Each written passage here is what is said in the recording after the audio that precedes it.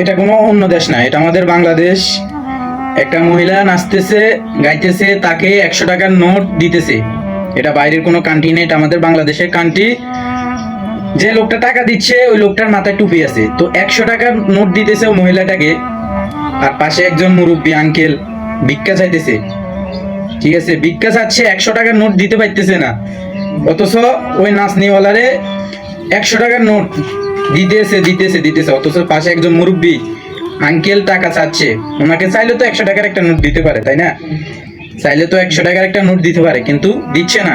ওই নাচনিওয়ালাকে 100 টাকার নোট দিতে যাচ্ছে, দিতে যাচ্ছে, দিতেছে, অথচ মুরব্বী চাচাটারে 100 টাকার একটা নোট দিতেছে না। সারাদিন 500 টাকা ইনকাম করে রাত 11টার পর নাচের বারে যায় 100 টাকার নোট, 10 টাকার নোট দিতেছে দিতেছে, অথচ একটা আঙ্কেল চাচা, মুরব্বী চাচা, বাবার বয়সে, তাকে 10 টাকা দিতে পারতেছে না। এটাই আমাদের সোনার বাংলাদেশ। যাই হোক, কিছু বলার নাই। সবাই ভালো থাকবেন, সুস্থ থাকবেন, নিজের প্রতি খেয়াল রাখবেন। আল্লাহ হাফেজ।